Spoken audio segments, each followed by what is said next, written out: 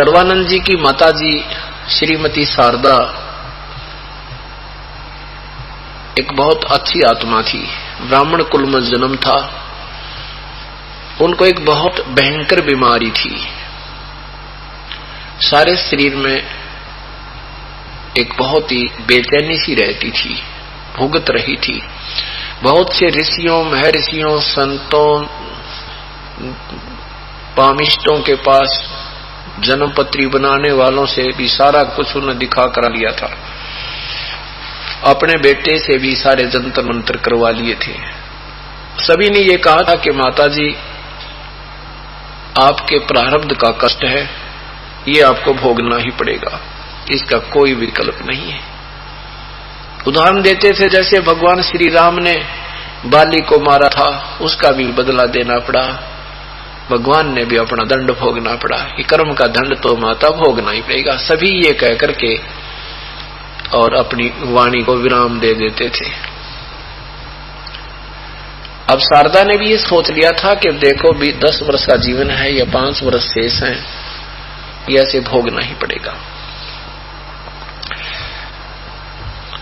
परमात्मा अपने बच्चों को काल के जाल से निकालने के ना जाने क्या क्या तरीके अपनाते हैं। शारदा जी की एक सहेली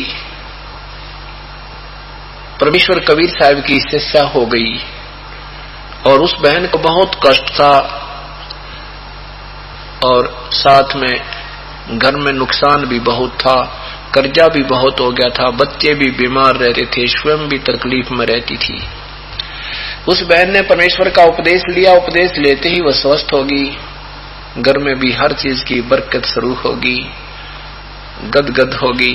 जहां जावे उसी के सामने कबीर परमात्मा की महिमा गाने लगी। वो सहेली एक दिन शारदा के पास, भक्तमती शारदा जी के पास पहुंच गई। कुशल मंगल पूछा। कुशल मंगल पूछने के बाद के समय शारदा ने कहा, बहन के कुशल बताऊं और के अकुशल बताऊं, मेरा तो जीवन व्यर्थ हो गया, बहुत परेशान रहती हूं, बहुत दुखी हूं। मेरे जैसा दुखी आज इस संसार में प्राणी नहीं है, जिसका शरीर ही ठीक नहीं है। उस बहन ने कहा कि बहन, मैं आपसे एक अर्ज करती हूं, आप हमारे गुरुदेव से उपदेश ले लो, दीक्षा ले लो, आपका ये रोग नहीं रहेगा। अगर सच्चे दिल से तू मालिक को चाहेगी तो बजेगी, जैसे उनके नियम रहेगी तो आप बीमार नहीं रहोगी, आपका कष्ट दूर हो जाएगा। शारदा जी ने कहा कि मैंने कोई संत नहीं छोड़ा, कोई ऋषि नहीं छोड़ा, कोई वैद्य नहीं छोड़ा, सब जगह इलाज करवा चुकी हूं, बहन मेरा कष्ट निवारण नहीं हो सकता। उस बहन ने जो परमात्मा से उपदेश प्राप्त कर रखा था वो कहने लगी, मेरी बात मान ले, मैं सही कहती हूं। मेरी सतीथी भी यही थी, मैंने भी सब जगह जंतर मंतर करवा लिए थे, न तो घर में बरकत हुई थी और न ही मेरे शरीर में मेरे बच्चे ठीक रहे थे। फिर शारदा ने सोचा हो सकता है कोई ऐसा महापुरुष हो कहीं। शारदा जी ने कहा कि फिर कौन है वो महापुरुष, कहाँ रहते हैं? कि अपने नगर में, काशी बनारस में ही रहते हैं। क्या नाम है आपके पिता, आपके गुरुदेव का? शारदा जी ने पूछा। उस बहन ने बताया कि वो कबीर परमेश्वर आए हैं। कबीर परमेश्वर कौन? कबीर कहाँ रहते हैं? कि उस ऐसे ऐसे जुलाहों की कॉलोनी में वो कबीर परमात्मा है। तो शारदा कहने लगी, कौन? वो नीरू का पुत्र क्या? वो जो ऐसे मिला था, तालाब में पड़ा पाया था। अब वो बहन कहने लगी कि बहन ये तो बाद में बताऊंगी मैं, जब तू नाम ले लेगी ना फिर बताऊंगी, फिर पूछूंगी तेरे तो वो कौन कित पड़ा पाया था, क्या चीज है, वो जुलाहा है या भगवान है, पर मेरी अर्ज है आप एक नाम ले लो। तो बस इतना ही कहूंगी मैं। न्यू बोलिए, तेरी अक्ल मारी गई क्या? तेरा दिमाग कौन से तो कहाँ घूम रहा है? मैं ब्राह्मण, हम ब्राह्मण, वो एक नीच जाति का जुलाहा है, पागल कहीं की। हमने मैं ना दूं उसका नाम कर देवी, और मेरे तक कहना भी नहीं आगे। आज के बाद मरण लग रही, बुढ़िया भुगतन लग रही, और वो जाति की मरोड़ी न्यो की न्यो। तेरा गजब भैया। काल ने हमारा ऐसे फुद्दू खींच रखा है, ऐसे मूर्ख बना रखा है हमारे को। आज मान लीजिए हम ब्राह्मण हैं, कल जन्म हो जाए किसी मुसलमान के घर पे या दूसरी जाति में भी तो हो सकते हैं। तो ये हमारे को ज्ञान किसी ने दिया नहीं, इस तरह कोई समझा नहीं पाया था कि हम ये बीच की दीवार ना बनाते, पर ये ढह जाएगी, धीरे धीरे खत्म हो जाएगी, ज्ञान होता जाएगा, आप पे खत्म हो जाएगी। तो वो बहन उठकर चलेगी कि इसकी शारदा की दबदी कति उल्टी हो रही है। परमात्मा अपने बच्चे ने छोड़ा को ना किसी प्रकार भी, उसने कोई भी कारण क्यों ना बनाना पड़े, अपनी आत्मा को चरणों में लेकर ही मान्या करता है कि देख विनाश काले विपरीता बुद्धि नहीं मान रही है। देख कितनी अच्छी थी, मेरी हर बात को माना करती थी, आज सटील होगी, मरोड़ी खागी, ढंग से बात भी नहीं कर रही है। देख कितने माड़े बाग इसके, वो अभी उठ के आ गई। अब परमात्मा नहीं छोड़ता, वो नहीं छोड़ेगा अपनी प्यारी आत्मा। काल वेश से कितने मीठी गोली दे रखा है, एक समय आएगा ये सब समझ जाएंगे। रिश्तेदार ब्राह्मण था शारदा जी का, वो उसका वहां जाना हो गया, 2-3 वर्ष के बाद गया वो। और शारदा उससे बहुत परिचित थी कि वो बहुत दुखी था, उसके परिवार में बहुत हानि होती थी, बालक भी बीमार थे, पत्नी तो मृत्यु के निकट थी उसकी। और ये भी पता था कि अब उसको बहुत सुख हो गया है, पैसे भी उसके पास हैं, गुजारा ठीक हो रहा है, इस बात का भी उसको संदेशा था।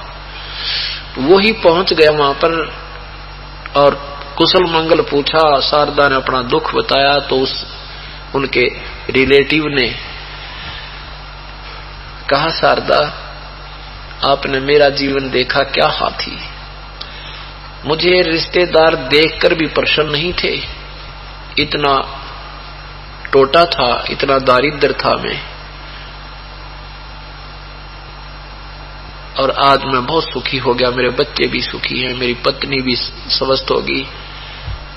और मैंने ऐसा सोच लिया था एक बार तो कि इस जीवन से अच्छा तो मृत्यु ही मिल जाए तो ही अच्छा है। आप हमारे गुरुदेव से उपदेश ले लो। अब शारदा ने सोचा ये ब्राह्मण है और इसने तो कोई खास ही कोई ब्राह्मण से ही नाम दे रखा होगा। उससे पूछा कि आप ठीक है, मैं आपको खूब जानती हूँ, आपकी स्थिति से भी परिचित हूँ, मुझे सब संदेशे मिलते रहते थे कि आज आपकी बहुत मौज हो रही है। कौन है आपके गुरुदेव? उस रिश्तेदार ने कहा कि वो कबीर परमात्मा, कबीर देव, कबीर भगवान, उनको संत कहूं या राम कहूं, शारदा के कौन से शब्द से उस परमात्मा की महिमा गाऊं?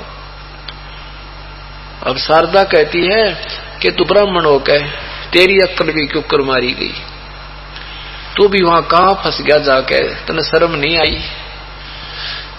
क्या समाज तुझे कह रहा होगा, मुझे नहीं पता था, तो इतना गिर गया कि एक दानक से का शिष्य हो गया। हम तो जगत के गुरु हैं, ब्राह्मण है। वो भक्त बोला, शारदा ये बनावटी बातें ठीक नहीं तेरी। मेरी वो सती थी, तुझे याद है कि मैं रिश्तेदार के जाता था, रिश्तेदार के माथे पर 3 तोड़ी गिर जाती थी। वो सोचता था कि आ गया 10 रुपए मांगने आया होगा, और मैं भी जान जाता था कि इसका चेहरा बदल गया मेरे दर्शन होते ही। शारदा, इस समाज ने, इस ब्राह्मण जाति और कुल के लोगों ने मुझे क्या दिया था? 10 रुपए कोई देता था, उसका ब्याज लेता था, और आज मेरे पास मेरे बच्चे स्वस्थ, मेरी पत्नी की जीवन प्राप्त हो गया। मैं भी बहुत परेशान रहता था, मानसिक टेंशन मुझे रहती थी इस कर्जे के कारण। कोई भी 2 पैसे देने को तैयार नहीं था, और आज मेरे पास सब कर्जा उतर कर 10 रुपए मेरे पास है। जहां भी जाता हूं सबसे पहले मुझे सीने से लगाते हैं और फिर ये पूछते हैं जल्दी आना, गणे दिन मत लगाना। आज ये कृपा मेरे परम पिता परमेश्वर कबीर देव की है, और आपकी इच्छा नाम लो या मत लो, पर पछताओगी इन दिनों को। न्यू कहकर उठ का आ गया। इन तीन चोटों से शारदा कति टूट गई कि भी एक कहे, दो कहे और तीन कहे। और ऐसे दुखी, इसको तो मैं खूब जानती हूं कितना कष्ट था इस प्राणी के ऊपर। और आज ये व्यक्ति ये बात कह रहा है तो बहुत सोचने पर विवश होगी। सारी रात नींद नहीं आई इसने कि ऐसी परम शक्ति आई है और जाऊं तो ये दुनिया क्या कहेगी। ये तो चलो एक छोटा मोटा ब्राह्मण है, मेरा तो बेटा वेल नोन है सारे इस क्षेत्र में, क्यों जाऊं हे भगवान, कैसे जाऊं उसकी शरण में, ऐसे सोच रही है। फिर अपने मन में आप ही विचार कर लेती है कि यहाँ कहीं आसपास कोई सत्संग होगा, उस सत्संग में मैं जाऊंगी और घूंघट करके जाऊंगी, कोई पहचान ना रहे मैं ब्राह्मणी हूं अंधेरे से मैं, और मेरे सिर पे हाथ रखने जब मैं स्वस्थ होगी तो नाम ले लूंगी, चरणों में गिर जाऊंगी वहीं पर, और मुझे राहत नहीं मिली तो उठ कर आ जाऊंगी, किसी ने बेरा ना पाटेगा, किसी को पता नहीं लगेगा कि मैं वहां गई थी। ऐसा सोच के और इंतजार करने लगी कि आसपास कहीं सत्संग हो। ऐसे दयालु भगवान, ऐसे ये परमात्मा सारी इच्छा पूर्ण करने वाले अपने बच्चों की, उन्हीं के आसपास एक सत्संग कर दिया किसी गरीब के घर पे। शारदा को पता लगा बहन को कि भगवान कबीर साहब का सत्संग यही पड़ोस में हो रहा है, तो उसने सोची आज जरूर जाऊंगी।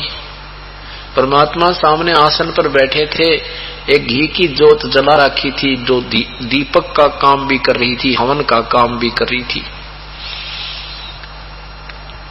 अब सभी श्रोतागण आ रहे थे, परमात्मा के सामने दंडोत प्रणाम कर रहे थे, चरणों में शीश रख रहे थे, आशीर्वाद परमात्मा दे रहे थे, अपना अपना स्थान बहन भाई ग्रहण कर रहे थे। अब शारदा भी अपने मुंह पर घूंघट करके और करे थे, ऐसे ही करके जाकर चरणों में सिर रखा, सिर पे हाथ रखा भगवान ने और कहा सर्वानंद की मां आज दानक के पास कैसे आएगी, तेरा समाज के एक भगत ने। जब ये अंतर्यामी परमात्मा ने उसको पहचाना और साथ में सिर पे हाथ रखते ही वह स्वस्थ हो गई, चरणों में गिर गई बुढ़िया और बहुत रोई। ने बोली हे भगवान कहाँ छुपे थे आप, ये परमात्मा मेरे जैसा दुखी पृथ्वी और प्राणी नहीं था मालिक। अंतिम सांस गिनो थी, फिर तो बुढ़िया ने खोल दिया घूंघट भी, स्पष्ट खड़ी होगी सब बहन भाइयों के सामने और सबको कहने लगी बहन भाइयों मैं सर्वानंद की मां हूं और मैं बहुत दुखी थी, मेरे ऊपर इतना कहर था, कष्ट था, सब जंतर मंत्र करा लिए थे, सब ऋषियों के पास जा चुकी थी, आज परमात्मा के सिर पर हाथ रखते मैं स्वस्थ हो गई हूँ। हे भगवान क्षमा कर दो मालिक, मैंने बहुत बुरी भली कही आपके विषय। परमात्मा ने कहा कोई बात ना बेटी, आप नहीं बोल रहे थे, ये काल ने मेरे ही बच्चे मेरे दुश्मन बना रखे, इनको या गुटी प्या रखी है माया की, इसने नशा करा दिया या भांग प्या रखी है सबको बेटा, और मुझे पहचान नहीं रहे, ये पहचानने नहीं देता, इतना चालबाज आदमी है यो निरंजन ज्योति निरंजन। कबीर ये माया अटपटी सब घट आन अड़ी, किस किस को समझाऊं या कुएं भांग पड़ी।